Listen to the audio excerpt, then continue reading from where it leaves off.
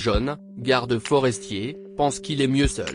Il ne veut pas de gens dans sa vie car il pense que l'amour ne lui apporte que de la souffrance.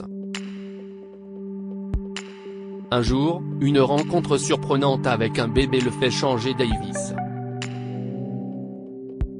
John était assis, immobile, dans les broussailles entre les grands pins et regardait la lueur dorée du coucher de soleil s'éteindre dans le ciel. Le monde devint gris et des ombres émergèrent des arbres à l'autre bout de la clairière. Le plus grand des loups leva le museau. John n'avait aucun doute sur le fait qu'il pouvait le sentir à proximité. Il respira lentement et profondément, même si son cœur battait la chamade. Le loup de l'ombre se dirigea lentement vers le morceau de cerf qu'il avait laissé près d'une touffe de fougères. Ses petits suivirent, et bientôt, la petite famille dévora la viande. Jean sourit. Il les regarda manger, puis rentra chez lui par un sentier sinueux à travers la forêt. Il déchaussa ses bottes juste devant la porte de sa cabane et alluma une lampe. Pendant que son repas cuisait sur le feu, il nota ses observations sur les loups. Le feu crépitait, les insectes chantaient dans la nuit, mais aucun autre son ne pénétrait dans la cabane. Les loups étaient les seuls amis et voisins de John dans la forêt. À l'exception des randonneurs occasionnels, John ne voyait des gens que lors de sa tournée mensuelle de ravitaillement vers la ville la plus proche. Être le seul garde forestier de la région, si est-il se sentir seul, mais si est-il ainsi que John aimait cela. Moins il y avait de monde dans sa vie, mieux c'était. Le lendemain, alors qu'il inspectait l'un des sentiers, John remarqua des corbeaux qui se disputaient une charogne. Curieux, John se rapprocha. Son cœur se serra lorsqu'il reconnut la fourrure grise et blanche. La voix de Jean était rauque et plus forte qu'il ne s'y attendait, ce qui le fit sursauter, ainsi que les corbeaux. Il s'agenouilla près du petit loup mort. Les larmes lui montèrent aux yeux. Le petit avait été abattu. Quel monstre aurait pu faire une chose pareille? Il lissa la fourrure du chiot avec des doigts doux et fit une prière silencieuse.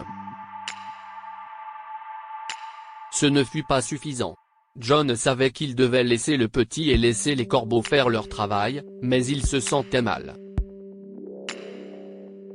Au lieu de cela, John ramassa des pierres et construisit une sorte de cimetière pour le louveteau. Il cueillit quelques fleurs et les plaça sur le monticule de pierre. Alors qu'il se levait, quelque chose bougea dans sa vision périphérique. C'était Jody, l'une des deux mères louves de la petite meute locale. Elle l'observait de ses yeux jaunes, la langue entre les crocs. John baissa les yeux, évitant le contact visuel direct. « Je suis désolé, maman, dit-il. Je t'aille déçu en ne protégeant pas ton bébé, mais cela ne se reproduira plus. » John signala l'incident à son supérieur hiérarchique. Dans l'attente d'une réponse de sa part, un autre événement inquiétant s'est produit. Quelques jours après avoir découvert le louveteau mort, John a été réveillé par les pleurs d'un bébé. John se précipita vers sa porte. Il faisait encore nuit, mais il vit Jody s'approcher de sa hutte à la lumière de sa lampe. La louve était seule et tenait quelque chose dans ses mâchoires. Elle observa Jean en posant le paquet au pied des marches menant à sa porte. Un petit bras en sortit point la louve s'enfonça dans les bois tandis que Jean se précipita pour inspecter le paquet. Il était loin d'avoir imaginé la situation, Jody lui avait apporté un bébé. Il replia les langes et fut soulagé de voir que l'enfant était indemne. Il pleura à nouveau. Doucement. John replaça les couvertures autour de l'enfant et le fit rebondir dans ses bras. Un frisson lui parcourut l'équine lorsque cet instinct se manifesta, rappelant une douleur qu'il avait enfouie depuis longtemps. Plutôt que de s'attarder sur le passé, John se concentra sur le mystère actuel. Où Jody avait-elle trouvé ce bébé? Et comment a-t-elle su qu'il fallait lui amener l'enfant? John appela les parents de l'enfant, mais personne ne répondit. Les loups peuvent parcourir de grandes distances en une seule nuit, et Jody aurait pu trouver l'enfant n'importe où dans ce rayon. Il appela les autorités locales, puis il ne resta plus que lui et le bébé. « Je crois que tu as besoin d'un peu de soin, » dit John. Il fouilla dans le fond de son armoire jusqu'à ce qu'il trouve un paquet bien emballé. Cela lui faisait mal au cœur de regarder le contenu, mais il estimait que le besoin du bébé était plus important que son désir d'enterrer le passé. Il en retira un paquet de couches en tissu. John déballa l'emmaillotement du bébé et découvrit que l'enfant était trempé. « Je suppose que tu vas bientôt les utiliser. » Une fois le petit garçon séché, John prépara du lait maternisé à partir des réserves de son défunt fils et le nourrit. Une fois ses besoins satisfaits, l'enfant se mit à babiller en s'adressant à John. « Je suis sûr que c'était une sacrée aventure, petit homme, » répondit John. « Tu peux t'estimer très chanceux que Jody soit si intelligente et qu'elle ait un si bon instinct maternel. » Le bébé ne tarda pas à s'endormir. Alors que John le blottit contre sa poitrine, la chaleur de son petit corps et le doux bruit de sa respiration lui firent réaliser à quel point la compagnie de ses amis et de sa famille lui avait manqué. « Il n'y a pas grand-chose à faire, » murmura-t-il en frottant le dos du bébé. « Ma sœur, Rosie, s'est perdue dans les bois comme toi, mais nous ne l'avons jamais revue. Maman et papa sont morts de chagrin 1 an plus tard. J'ai dû vivre avec mon oncle, et ce n'était pas quelqu'un de très gentil. » John poussa un soupir. C'était cathartique d'exprimer enfin sa douleur, même à un bébé qui ne comprenait pas un mot. « J'ai failli avoir un fils, » poursuit-il. « J'ai épousé une belle femme peu de temps après avoir emménagé dans la cabane de papa. Nous étions très heureux jusqu'à ce que notre enfant soit mort-né. Peut-être aurions-nous pu être heureux à nouveau après cela, mais je ne pouvais pas supporter une autre perte dans ma vie. » Le bébé changea de position. John tendit une main pour le maintenir en sécurité et l'enfant enroula son poing autour du doigt de John. L'homme sourit au bébé, même si des larmes lui montaient aux yeux. « Le fait de t'avoir ici me fait me demander si je ne devrais pas donner une autre chance au monde. » John se demanda s'il pourrait trouver le bonheur dans sa vie, mais comment pouvait-il espérer former une famille alors qu'il ne connaissait personne? Les services de l'enfance sont arrivés cet après-midi-là pour chercher le bébé. John regarda son doux visage et ne put supporter de le remettre à ses parents. Il souhaitait de tout son cœur garder le bébé, mais c'était impossible. Par la suite, John fut frappé de voir à quel point sa cabane semblait vide sans le bruit du bébé qui gazouillait et gloussait. Tout ce qu'il pouvait espérer à présent, c'était que l'enfant serait bientôt rendu à sa famille. Pendant les semaines qui suivirent, John se détourna de la question du bébé perdu en consacrant toute son énergie à la recherche de traces des personnes responsables de l'assassinat du petit loup. Cependant, De fortes pluies avaient récemment traversé la région, détruisant toute trace. Un jour, John reçut un appel téléphonique qui lui fit oublier une de ses inquiétudes. La mère du bébé l'a appelé pour le remercier d'avoir pris soin de son fils. « S'il vous plaît, ne voulez-vous pas vous joindre à moi et à ma famille pour le dîner ?» John était quelque peu hésitant, mais il accepta de rencontrer la famille pour le dîner. Après tout, ne venait-il pas de décider qu'il devait donner une autre chance au monde ? Lorsque John arriva chez la famille, il fut accueilli par une femme pétillante au sourire radieux.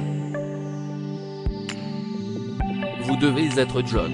Entrez, je suis Rosie, et mon mari Mike est dans la pièce d'à côté avec Timothy, que vous avez déjà rencontré. » « J'avais une sœur qui s'appelait Rosie, » répondit-il en entrant. « Avait ? » Rosie arqua les sourcils. « Je préfère ne pas en parler. » John détourna le regard au moment où un homme se présenta à la porte.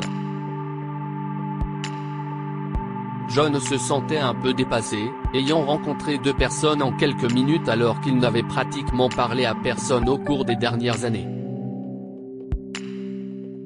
Cependant, il commença à se sentir plus à l'aise pendant qu'il dînait. Ensuite, Rosie lui a apporté le petit Timothy. Il sourit en regardant le petit garçon dans ses bras.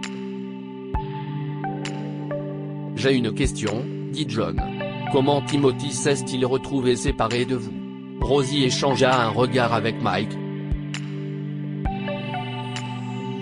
Je voulais montrer à mon mari la magnifique région où j'ai grandi, mais j'ai perdu le contrôle de la voiture lorsqu'un cerf a traversé la route. Nous avons heurté un arbre et nous avons tous les deux perdu connaissance.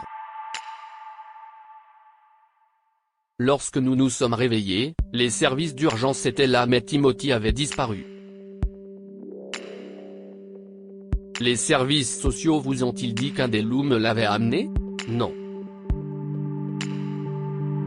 Rosie se redressa sur son siège. « Vous êtes sérieux ?» John acquiesça. « Elle s'appelle Jody. Vous avez dit que vous aviez grandi près de la forêt, Rosie. » « De quelle ville venez-vous ?» Rosie rit. « Aucune. J'ai passé ma petite enfance dans une cabane que mon père avait construite dans la forêt. C'était idyllique, mais un jour, je me suis perdu. J'ai été ballotté de refuge en refuge pendant qu'ils essayaient de retrouver mes parents, mais quand ils ont fini par les retrouver, ils étaient tous les deux décédés. J'ai alors été placé dans une famille d'accueil, » poursuivit Rosie. John fixa le médaillon que Rosie sortit de sous sa chemise. C'était la dernière pièce du puzzle. Tu es ma sœur, s'exclama John. Même si ton histoire n'est pas la même, je reconnais ce médaillon. Il y a une inscription à l'intérieur qui dit « Suis ton cœur jusqu'à la maison ». La mâchoire de Rosie se décrocha. Mais, je n'ai jamais mentionné que j'avais un frère. Comment ? Si est-il vraiment toi, John ?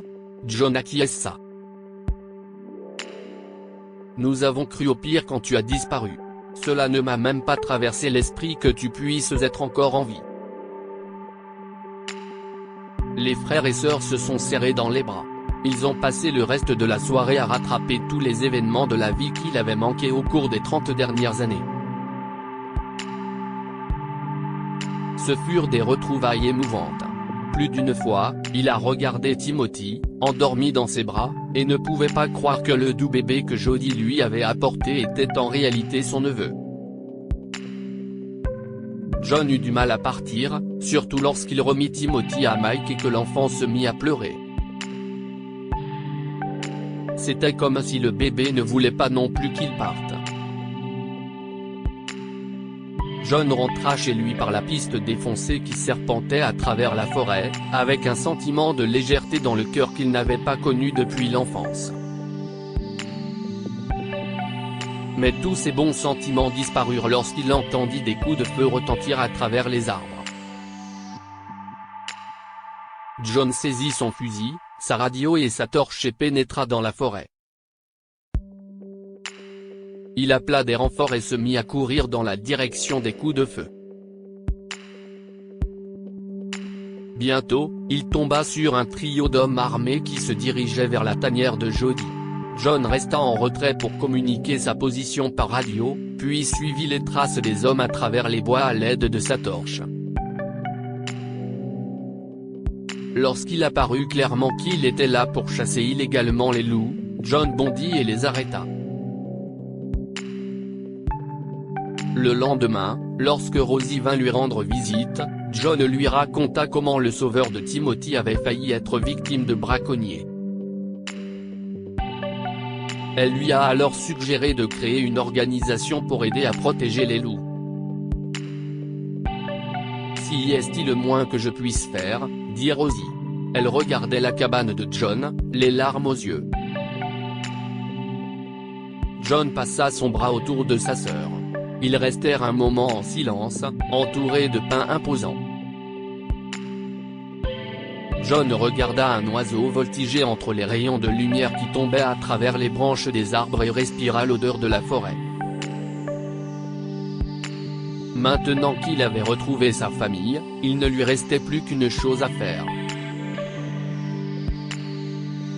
Au cours des semaines suivantes, avec l'aide de Rosie, John trouva enfin le courage d'appeler son ex-femme, Mélanie. Il lui raconta sa rencontre avec Timothy et lui expliqua comment les affaires de leur défunt fils avaient été utiles pour aider le bébé. Ils ont pleuré ensemble au téléphone et ont décidé de se rencontrer. Mélanie était curieuse de connaître Timothy et voulait le rencontrer. Ce fut le début d'une nouvelle relation entre John et Mélanie. En l'espace d'un an, ils se sont remariés et, peu de temps après, Mélanie est tombée enceinte. Bientôt, John fut l'heureux père d'un petit garçon appelé Connery, un nom qui honorait son héritage irlandais ainsi que les loups puisqu'il signifiait roi loup. Que pouvons-nous apprendre de cette histoire? La joie d'Aimer les autres vaut bien la douleur de la perte. John a essayé de se cacher du monde et a enfoui ses émotions douloureuses au lieu de les gérer sainement. Cela lui a causé bien plus de souffrance que la perte initiale des membres de sa famille. Les animaux nous comprennent souvent de manière surprenante. Bien que nous ne puissions pas attendre des animaux qu'ils raisonnent de la même manière que nous, il est clair que nous partageons un sens de l'empathie et de l'attention pour les jeunes avec de nombreuses espèces de notre planète. Partagez cette histoire avec vos amis. Elle pourrait égayer leur journée et les inspirer.